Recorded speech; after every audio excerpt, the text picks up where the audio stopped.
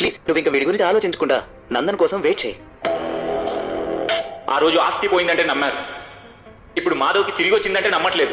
అంటే మీరు మాధవ్ గెలవకూడదని మనసులో బలంగా కోరుకుంటున్నారు. అంకుల్, మీరు ఇప్పుడు అనుభవిస్తున్న ఆస్తిని ఏ ఏజ్ లో సంపాదించారు? నేను నీలా పుట్టుకతో అనాథను కాదు, కోట్లకు పడగలెత్తిన రామ్మోహన్ రావు గారి అబ్బాయిని, పుట్టుకతో 1000 కోట్లకు అధిపతిని. అయ్యో, మరిది ముందే చెప్పాలి కదా. నేను ఇంకా కష్టపడి పైకొచ్చిన పెద్ద మనిషి అనుకున్నాను. వారసత్వంగా వచ్చిన ఆస్తిని అనుభవిస్తున్న మీకు కష్టపడేవాడి విలువేం తెలుస్తుంది? పుట్టుకతోనే డబ్బుని చూశారు కదా, అందుకే మనుషుల్ని చూడడం రాలేదు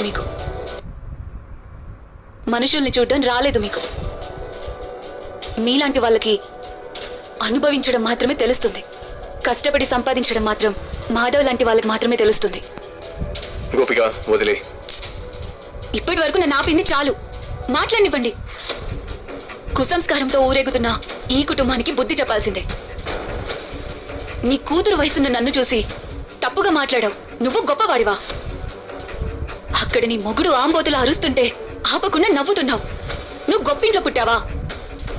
మీరంతా ఒంటరిగా ఎదుగుతున్నా మాధవ్ని చూసి కామెంట్ చేస్తున్నారు. మీరు కనీసం అతని చెప్పులు మోయడానికి కూడా పనికిరారు.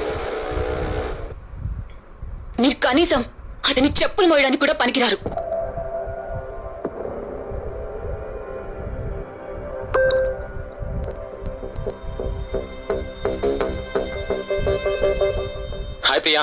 హాయ్. ఏం జరుగుతుంది ఇక్కడ? ఏంటి ప్రియా, అందరూ ఒకే చోట నిలబడ్డారు? You guys are చిల్లింగా?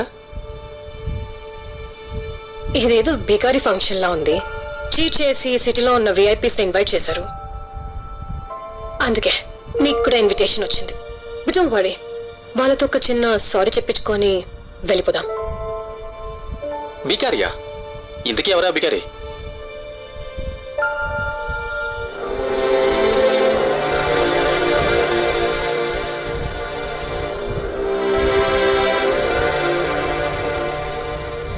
సార్. హే నందన్, ఏంటిది? సార్.